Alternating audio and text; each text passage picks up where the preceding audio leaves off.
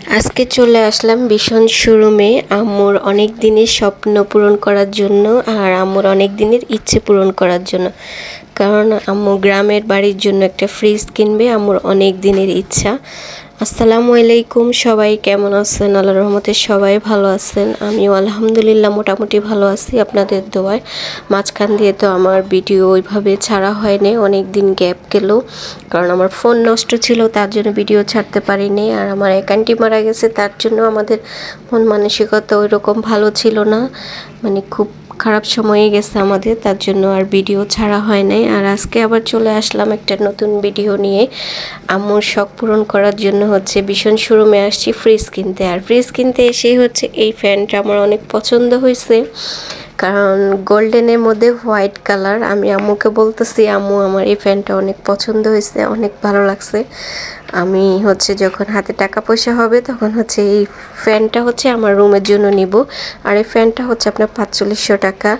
আর আজকে তো আসছি তোমার শখ পূরণ করার জন্য, তোমার ইচ্ছে পূরণ, মানে তোমার স্বপ্ন পূরণ করার জন্য। তাই আজকে আর এটা নিব না, অন্য সময় এসেই আমার রুমের জন্য এই ফ্যানটা কিনবো। এটা বলেই আমরা ফ্রিজ দেখতেছিলাম, কারণ আম্মু এবারে বাড়ি গিয়ে নাকি ফ্রিজের জন্য অনেক কষ্ট করছে। কারণ কারো ফ্রিজে রাখতে গেলে কারো ফ্রিজে জায়গা নাই, এই সমস্যা সেই সমস্যা। গ্রামের মানুষ তো বুঝিনি কেমন হয়, আসলে বলতে চাইনি, তারপরে বলে ফেললাম। এই জন্য আম্মু ওয়াদা করছে যে এবারে ফ্রিজ ছাড়া সে বাড়ি যাবে না। সে আমাকে বাড়ি থাকতেই বলছে, আমাকে যেভাবে হোক ফ্রিজ কিনে দিবে, ফ্রিজ ছাড়া আমি আর বাড়ি আসবো না। কারণ বাড়িতে এসে যদি একটু বাজার সদাই করি, কয়েকদিনের জন্য থাকি, তাহলে কারো ফ্রিজে আসলে ওইভাবে রাখা যায় না, কারণ মানুষের দুয়ারে দুয়ারে ঘুরতে হয় একটা সামান্য ফ্রিজের জন্য। তোরা আমাকে একটা ফ্রিজ কিনে দিবি, তারপর আমি বাড়ি আসবো। তা আমার অনেক দিনের ইচ্ছা, আসলে বললেই তো সব কিছু হয় না, সময়ের ব্যাপার, টাকার ব্যাপার, সব কিছু মিলেই একটু লেট হয়ে গেল আম্মুর শখটা পূরণ করার জন্য। আর যখন হাতে টাকা আসছে তখন আর যেভাবেই হোক আম্মুর জন্য টাকা ম্যানেজ করে আম্মুর শখটা পূরণ করার জন্য চলে আসছি শোরুমে, যে আম্মু এবারে বাড়ি যাবে, ফ্রিজটা কিনেই নিয়ে যাবে। আর এদিকে ফ্রিজ দেখতে দেখতে আমাদের এই ফ্রিজটা পছন্দ হয়, কিন্তু এই ফ্রিজটা ভাগ্য খারাপ, এই ফ্রিজটা আমাদের সেল হয়ে যায়, তা আমরা নিতে পারি না, অন্য ফ্রিজ নেই।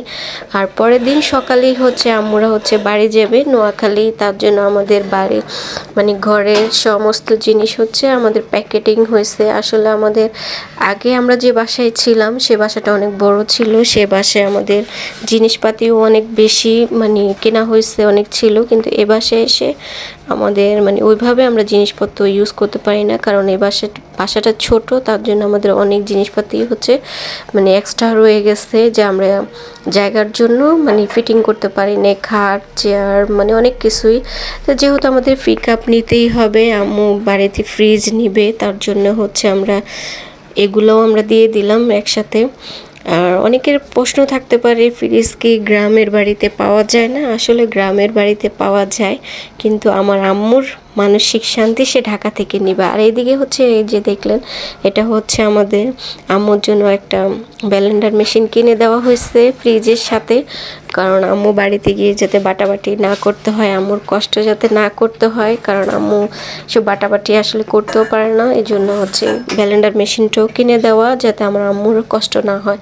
আর এদিকে আমাদের পিক আপে সব কিছু আস্তে আস্তে সব উঠানো হয়ে গেছে। আর যেটা বলতে গেছি যে গ্রামের বাড়ি থেকে ফ্রিজ কেনা যেত, কিন্তু আমার আম্মু গ্রামের ফ্রিজ পছন্দ করে না, কারণ আম্মুর কাছে মনে হয় গ্রামের ফ্রিজ নাকি তাড়াতাড়ি নষ্ট হয়ে যায়, কারণ আমাদের আত্মীয় স্বজন অনেকেই কিনছে, তাদের ফ্রিজ নাকি নষ্ট হয়ে গেছে। আসলে ভাগ্য, অনেকে ঠিকমতো ইউজ করার জন্য নষ্ট হয়, আবার দেখা গেল ভাগ্য খারাপ হলে নষ্ট হয়ে যায়। কি আর করার, আম্মুর মনে একটাই যে গ্রাম থেকে কিনলে নাকি নষ্ট হয়ে যায়, আম্মু ঢাকা থেকেই নেবে। কি আর করার, আম্মুর মানসিক শান্তি, আম্মুর ইচ্ছে, আম্মুর দিক চিন্তা করেই আমরা ঢাকা থেকে ফ্রিজটা কিনে দিই, কারণ আম্মু খুশি, আমরাও খুশি, তার জন্য আমাদের টাকার চিন্তা করি নেই, আমরা ঢাকা থেকেই আম্মুকে ফ্রিজটা কিনে দিই। আর এদিকে সকাল সকাল আমার ছোট বোন উঠেই নাস্তা বানাইতেছে, আঙ্গন নোয়াখালীর ঐতিহ্যবাড়ি খোলা জাহিদা, কারণ আব্বু যেহেতু সকালেই চলে যাবে, আমরা ফজরের নামাজ পড়ে আর কেউ ঘুমাই নেই, সব মালসা বানা উঠানো হয়েছে